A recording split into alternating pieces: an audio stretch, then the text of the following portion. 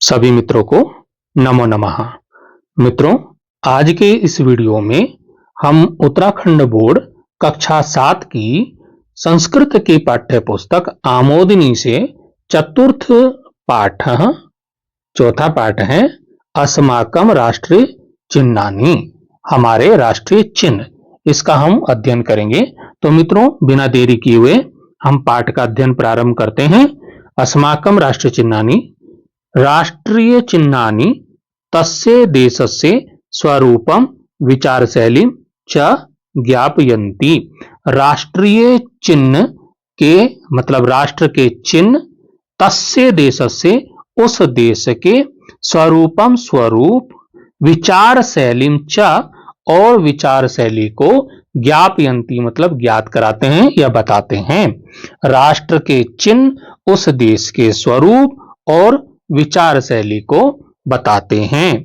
अस्माकम भारत देशस्य राष्ट्रध्वजा राष्ट्रगानम, हमारे भारत देश का राष्ट्रध्वजा राष्ट्रध्वज, राष्ट्रगानम राष्ट्रगान, राष्ट्रभाषा राष्ट्रपक्षी, राष्ट्रपशु, राष्ट्रमुद्रा, राष्ट्रपुष्पम च राष्ट्र चिन्हानि सन्ति। हमारे भारत देश का राष्ट्रध्वज, राष्ट्रगान, राष्ट्रभाषा, राष्ट्रपक्षी, राष्ट्रपशु और राष्ट्रीय मुद्रा राष्ट्रीय चिन्ह है। ये सब क्या है? राष्ट्रीय चिन्ह हैं। सबसे पहले हम राष्ट्रध्वज के बारे में जानते हैं। सबने राष्ट्रध्वज देखा है, ये यहाँ पर साइड में राष्ट्रध्वज है हमारा। तो राष्ट्रध्वज सबने देखा है। तो सबसे पहले हम राष्ट्रध्वज के बारे में जानते हैं। राष्ट्रध्वज, अस्माकं राष्ट्रध्वजः त्रिभिः वर्णैः संयुक्ता, हमारा राष्ट्रीय ध्वज त्रिभिः होता तीन, वर्ण होता रंग, संयुक्ता मतलब युक्त है, तीन रंगों से बना है। हमारा राष्ट्रध्वज तीन रंगों से युक्त है। अतएव तिरंगा अस्ति, अतः तिरंगा है, अतएव तिरंगा है मतलब इसको तिरंगा बोलते हैं। अस्य ऊपरी भागे, इसके ऊपरी भाग में मतलब ऊपर के भाग में, गैरिक वर्ण, गैरिक वर्ण बोलते हैं, केसरिया वर्ण होता रंग, केसरिया रंग इसके ऊपरी भाग में क्या है? केसरिया रंग है। मध्य भागे श्वेत वर्णा, मध्य भाग में सफेद रंग है। अधो भागे, अधो भागे मतलब निचले भाग में, निचले वाले भाग में क्या है? च हरित वर्णा अस्ति, हरित वर्ण है मतलब हरा रंग है। तो इसके ऊपरी भाग में केसरिया रंग है, मध्य भाग में सफेद रंग है और निचले भाग में हरा रंग है। गैरिक वर्ण, जो गैरिक वर्ण है मतलब केसरिया रंग है, वो त्याग से, त्याग का, श्वेतः सत्यस्य, सफेद सत्य का, हरितः च और हरित और हरा, समृद्धि प्रतीकः अस्ति, समृद्धि का प्रतीक है। मतलब केसरिया रंग त्याग का प्रतीक है, सफेद रंग सत्य का प्रतीक है और हरा रंग समृद्धि का प्रतीक है। ध्वज से, अब इस ध्वज के जो बीच का भाग है, मध्य भाग, यहां पर देखिए जो मध्य भाग है ध्वज का, ध्वज से मध्य भागे विराजमानम नीलवर्णम अशोक चक्रम, धर्मस्य सत्यस्य अहिंसायाः च द्योतकम अस्ति। ध्वज के यानी कि जो हमारा झंडा है तिरंगा झंडा, उसके मध्य भाग में, बीच के भाग में विराजमान है नीलवर्णम, नीले रंग का अशोक चक्र। तो ध्वज के मध्य भाग में नीले रंग का अशोक चक्र किसका प्रतीक है? धर्म का, सत्य का और अहिंसा का द्योतक है, प्रतीक है, वो सूचक है। आप समझिए, सूचक है, द्योतक है, मतलब जो ध्वज के मध्य भाग में नीले रंग का अशोक चक्र है वो धर्म का, सत्य का, अहिंसा का सूचक है। एतस्मिन् चक्रे इस चक्र में चतुर्विंशति शलाका संति। इस चक्र में जो ये मध्य भाग में जो चक्र है हमारे ध्वज में, हमारे झंडे में, इसमें चतुर्विंशति 4 और 20 24, 4 और 20 कितने हुए, जोड़ लीजिए, 4 और 20 24। तो 4 चतुर्विंशति मतलब 24 क्या है, शलाका है, तीलियां हैं। उसमें कितनी तीलियां हैं, 24 तीलियां हैं। उस चक्र में 24 तीलियां हैं। ता अस्माकं देशस्य सततम कालगतिम दिनमानम च सूचयन्ति। वो जो 24 तीलियां हैं वे क्या करती हैं, वे हमारे देश की सतत लगातार कालगति और दिनमान को सूचित करती हैं। अब हम राष्ट्रगान के बारे में जानेंगे। राष्ट्रगानम, राष्ट्रगान भारत देशस्य, भारत देश का राष्ट्रगानम, राष्ट्रगान जन गण मन इति अस्ति। भारत देश का राष्ट्रगान जन गण मन है। अस्य गानस्य प्रणेता, इस गान के रचयिता कविवर रविंद्रनाथ ठाकुर अस्ति। कविवर रविंद्रनाथ ठाकुर हैं, मतलब इस राष्ट्रगान के जो रचयिता हैं वो कविवर रविंद्रनाथ ठाकुर जी हैं। प्रत्येकम राष्ट्रम स्वराष्ट्रगानम सम्मानयति। प्रत्येक जो राष्ट्र है, प्रत्येक राष्ट्र अपने राष्ट्रगान का सम्मान करता है। प्रत्येक राष्ट्र अपने राष्ट्रगान, स्वराष्ट्रगानम, अपने राष्ट्रगान का को सम्मान देता है। सभाया समापने राष्ट्रगानस्य गानम आवश्यकम अस्ति। सभा के कोई भी सभा होगी, उस सभा के समापन पर, जब सभा समाप्त होगी तो सभा के समापन पर राष्ट्रगान गाना आवश्यक होता है। विद्यालय च प्रार्थनाया, और विद्यालय में प्रार्थना के पश्चात प्रतिदिनम राष्ट्रगानम भवति। प्रतिदिन राष्ट्रगान होता है। विद्यालय में प्रार्थना के बाद प्रतिदिन राष्ट्रगान होता है। अब बात करते हैं राष्ट्र भाषा की। तो अस्माकम राष्ट्रे, हमारे राष्ट्र में संपर्क भाषा पदे, संपर्क भाषा के रूप में, संपर्क भाषा के पद पर हिंदी भाषा प्रतिष्ठिता अस्ति, प्रतिष्ठित है। हमारे देश की संपर्क भाषा के रूप में हिंदी भाषा प्रतिष्ठित है।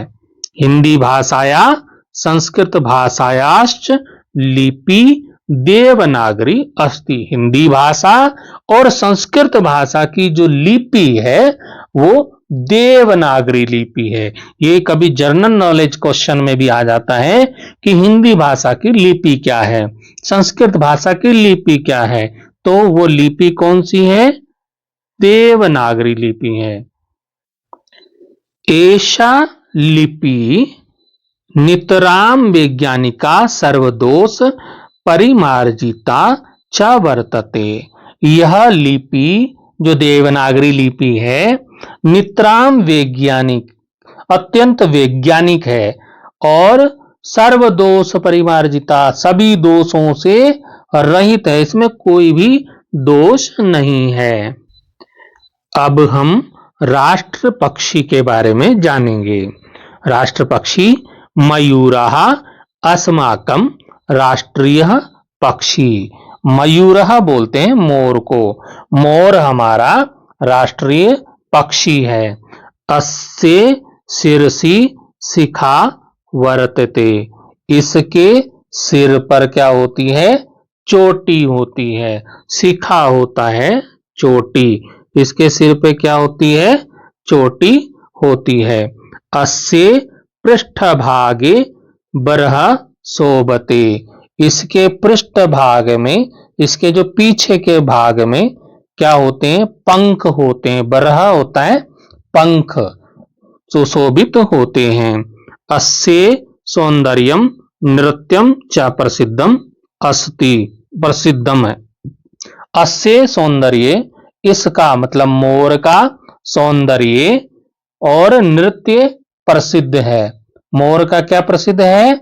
इसका नृत्य, उसका सौंदर्य, उसकी सुंदरता बहुत प्रसिद्ध है।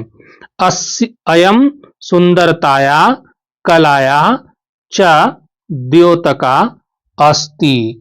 यह सुंदरता और कला का सूचक है, प्रतीक है। मयूरः मेघम दृष्ट्वा स्वबर्हं प्रसार्य नृत्यति। मोर मेघम दृष्ट्वा मतलब बादल देखकर, बादलों को देखकर, स्वबर्हम अपने पंखों को, प्रसार्य फैला करके, नृत्यति नृत्य करता है। तो मोर जब बादल देखता है तो बादलों को देखकर पंख फैलाकर नाचता है। सर्प भक्षणम अस्य जन्म सिद्धा गुणा। सांपों को खाना, सांप खाना इसका जन्म सिद्ध गुण है। विष कारकाणाम उपद्रव कारकाणाम च असत्वानाम विनाशा भवेत इति अस्य मानवानाम कृते शुभ संदेशः। तो इसका मतलब होगा विष कारकाणाम, विष फैलाने वाले, विष मतलब जहर, जहर पैदा करने वाले, उपद्रव कारकाणाम और उपद्रव फैलाने वाले, उपद्रव करने वाले का, और असत्वानाम विनाशा भवेत, इनका क्या होना चाहिए? ऐसे तत्वों का विनाश होना चाहिए। जहर पैदा करने वाले और उपद्रव फैलाने वाले का क्या होना चाहिए? विनाश हो।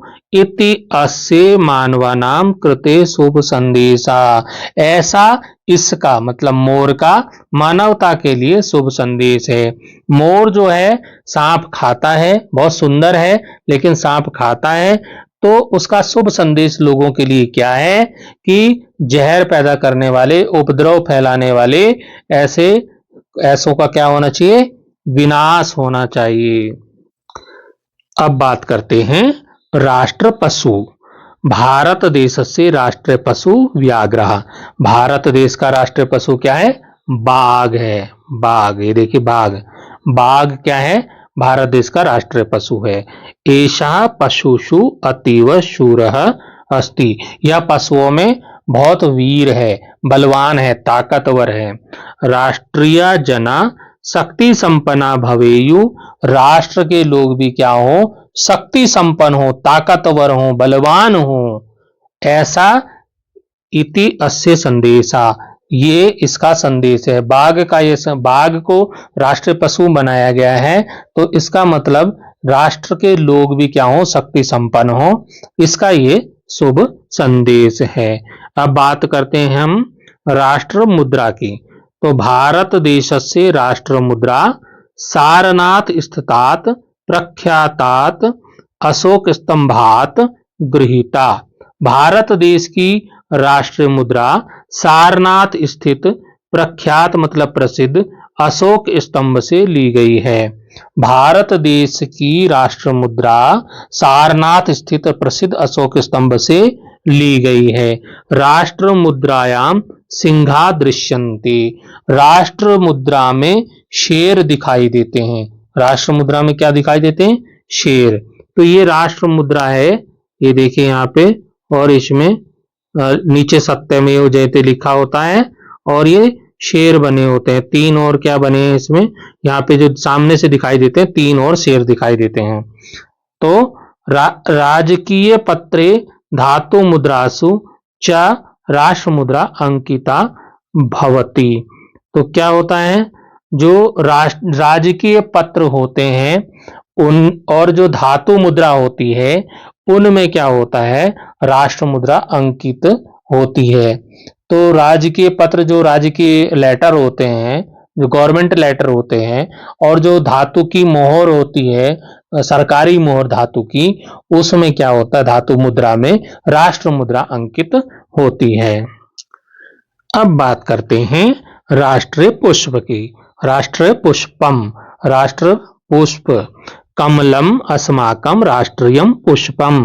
कमल हमारा राष्ट्रीय फूल है, पुष्प है। पंकात, पंकात होता कीचड़ में उत्पन्न, कीचड़ से उत्पन्न, कीचड़ में उत्पन्न होता है। पंकात उत्पन्नम अपि भी इदम पंकहीनम स्वच्छम भवति। कीचड़ में उत्पन्न होने पर भी, कीचड़ से उत्पन्न होने पर भी ये क्या होता है? कमल पंकहीनम, कीचड़ से रहित होता है। स्वच्छम भवति, स्वच्छ होता है। इदम सौंदर्यस्य, इसकी सौंदर्य, सुंदरता, कोमल, कोमलता, निर्मलता और शांत संदेश वितरित, ये जो है जो कमल है, ये क्या इसका सौंदर्य कोमल और निर्मल और शांत, शांति का ये संदेश फैलाता है। वयम सर्वेशाम, हम सभी को राष्ट्र चिन्ह नाम सम्मानम कुर्याम, हम सभी को राष्ट्र चिन्हों का सम्मान करना चाहिए। और हम सब राष्ट्र चिन्हों का सम्मान करते हैं।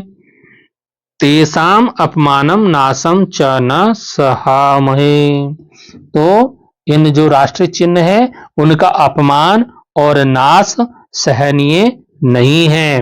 राष्ट्रीय चिन्ह विषय साधुक्तम, राष्ट्रीय चिन्ह के विषय में ठीक ही कहा है। साधुक्तम मतलब ठीक ही कहा गया है। क्या कहा गया है? देखिए, अशोक मुद्रा कमलम च हिंदी, अशोक मुद्रा कमल और हिंदी। ध्वज स्त्रीवर्ण और ध्वज 3 वर्ण का ध्वज यानी कि तिरंगा झंडा। निज राष्ट्रगानम, अपना राष्ट्रगान। व्याघ्रो बाघ, मयूरश और मोर। भवंती सप्त, होते हैं 7। राष्ट्र से चिन्हानी, राष्ट्र चिन्ह। तू भारत से, भारत के। तो अशोक मुद्रा, कमल, हिंदी, तिरंगा झंडा, अपना राष्ट्रगान, बाघ और मोर, ये 7 भारत के राष्ट्रीय चिन्ह हैं। तो अभी हमने पाठ का अध्ययन किया। अब हम इस पाठ पर आधारित अभ्यास प्रश्नों को भी देखते हैं। पहला प्रश्न है, प्रश्नानाम उत्तराणि लिखत, प्रश्नों के उत्तर लिखिए। पहला प्रश्न है, अस्माकं राष्ट्रीय चिन्हानि किम ज्ञापयन्ति, हमारे राष्ट्र चिन्ह क्या बताते हैं? तो हमारे राष्ट्र चिन्ह क्या बताते हैं? भारतस्य स्वरूपम विचार शैली च, तो भारत की स्वरूप और विचार शैली को बताते हैं। तो इसका उत्तर कैसे हो जाएगा?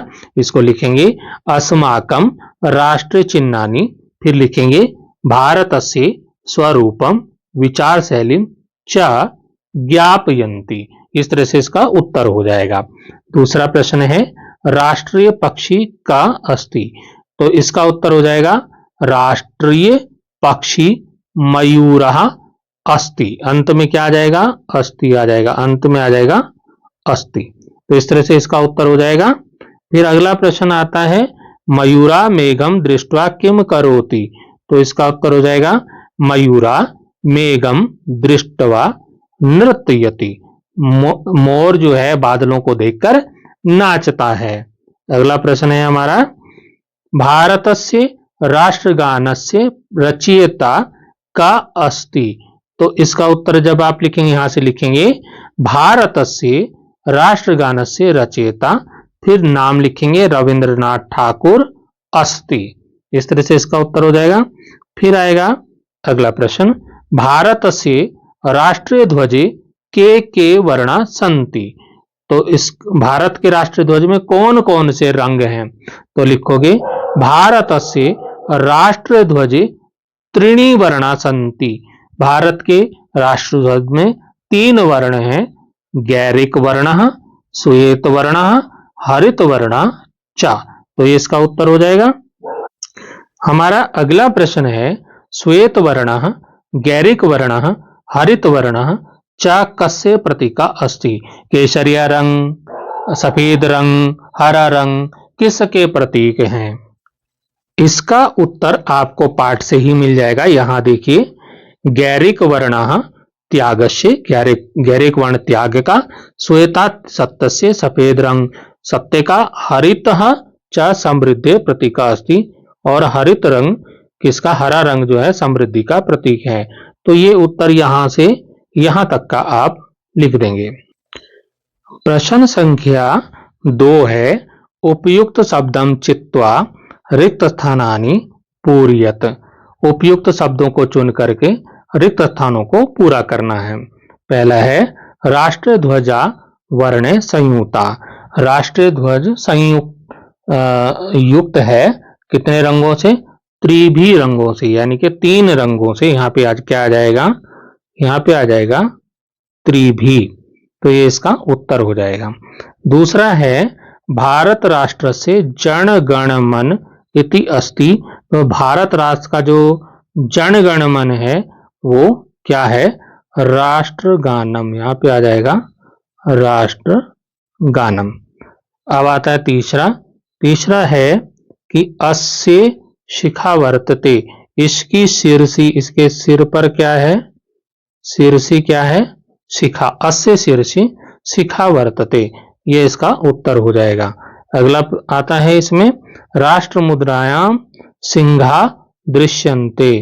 तो राष्ट्र मुद्रा में क्या दिखाई देते हैं, शेर दिखाई देते हैं। ऐसे अंत में आ जाएगा कि कमलम अस्माकम राष्ट्रीयम पुष्पम। कमल हमारा क्या है, राष्ट्रीय पुष्प है, राष्ट्रीयम पुष्पम अस्ति। प्रश्न संख्या 3 देखते हैं, अधोलिखित पदानाम धातु लकार वचन च लिखत। निम्न पदों में, नीचे लिखे गए पदों में धातु लकार और वचन लिखो। जैसे संति है, करोति है, नृत्यति है, भवति है, भवेत। इनमें धातु लकार और वचन बताना है। तो इसका उत्तर देखेंगे। संति में अस धातु है, लकार लट लकार है और ये शब्द बहुवचन का है।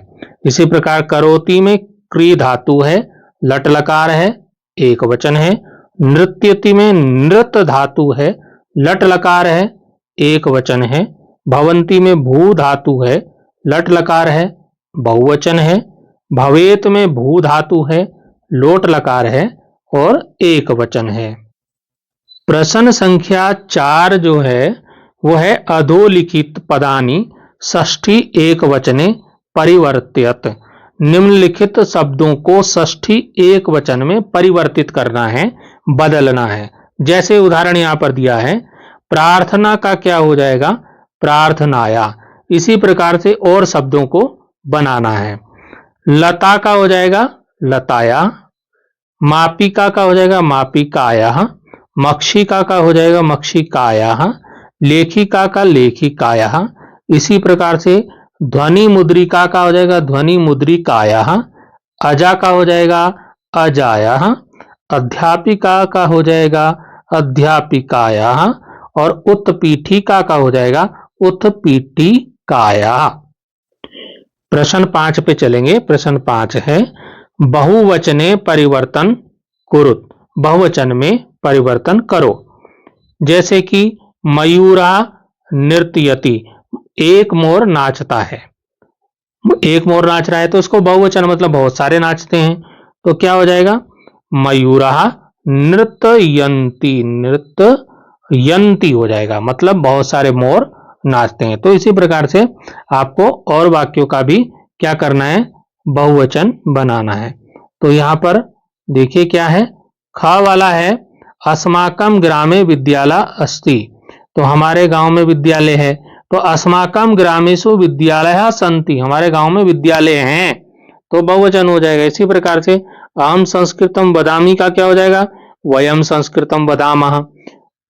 वृक्षात फलम पतति का क्या हो जाएगा, वृक्षेभ्य फलानि पतंती, मतलब फल गिरता नहीं है, फल गिरते हैं, बहुत सारे फल गिरते हैं। तो ऐसे ही क्या हो जाएगा, बालका फलम खादति, बालक फल खाता है। तो क्या हो जाएगा, बालका फलानि खादंती, बहुत सारे बालक हैं फल खाते हैं। द्वौ अश्वो धावता, दो घोड़े दौड़ते हैं। तो त्रया अश्वा धावंती, 3 घोड़े दौड़ते हैं। तो इस प्रकार से मतलब बहुवचन इनका बनाना है। प्रश्न संख्या 6 है कत्वा प्रत्ययम योजित्वा। कत्वा प्रत्यय को जोड़ करके पद की रचना करनी है। यथा, जैसे कि उदाहरण इन्होंने दिया है, लिख और कत्वा को जोड़ेंगे तो वो लिखित्वा बन जाएगा। इसी तरह से और शब्द बनाने हैं। तो पठ और कत्वा को जोड़ के क्या बनेगा? पठित्वा बनेगा। नी और कत्वा को जोड़ के नित्वा बनेगा। क्री और कत्वा को जोड़ के कृत्वा बनेगा और नम कत्वा को जोड़ के नत्वा बनेगा। अब हमारा अंतिम 7वां जो प्रश्न है वो है अनुवाद कुरुत। अनुवाद करना है, मतलब हिंदी में वाक्य हैं, आपको संस्कृत में उनका अनुवाद करना है। तो हमारा जो पहला वाक्य है वो है राष्ट्र चिन्हों का हमें सम्मान करना चाहिए। तो इसका हो जाएगा अस्मान राष्ट्र चिन्हानाम सम्मानम कुर्याम। हमें राष्ट्र चिन्हों का सम्मान करना चाहिए। इसी प्रकार से जो दूसरा है वो है अशोक चक्र सत्य और अहिंसा का प्रतीक है। तो इसका क्या हो जाएगा? इसका हो जाएगा अशोक चक्रम सत्यस्य अहिंसाया च द्योतकः अस्ति। इसी प्रकार से हमारा जो अगला वाक्य है वो है संस्कृत भाषा सभी भारतीय भाषाओं की जननी है। तो इसका हो जाएगा संस्कृत भाषा भारतस्य सर्वसां भाषाणाम जननी अस्ति। इसी प्रकार से अनुवाद अगले का है बाघ सबसे अधिक बलवान पशु है। तो क्या हो जाएगा? व्याघ्रः अतीव शूरः पशु अस्ति। इसी प्रकार से अंतिम जो वाक्य है वो है राष्ट्रगान के रचयिता कविवर रविंद्रनाथ ठाकुर हैं। तो क्या हो जाएगा? कविवर रविंद्रनाथ ठाकुर राष्ट्रगान से प्रणेता अस्ति। तो इस प्रकार मित्रों हमने ये कक्षा 7 आमोदिनी से चतुर्थ पाठ असमाकम राष्ट्रीय चिन्हानी का प्रश्नोत्तर सहित यहाँ पर अध्ययन किया। आशा करता हूँ आपकी समझ में ये पाठ अच्छी प्रकार से आ गया होगा। तो अगर फिर भी किसी तरह की कोई समस्या हो तो आप कमेंट अवश्य कीजिएगा। वीडियो अच्छा लगे तो भी अच्छा कमेंट कीजिएगा। अभी के लिए धन्यवाद। फिर मिलेंगे मित्रों अगले वीडियो में। नमो नमः।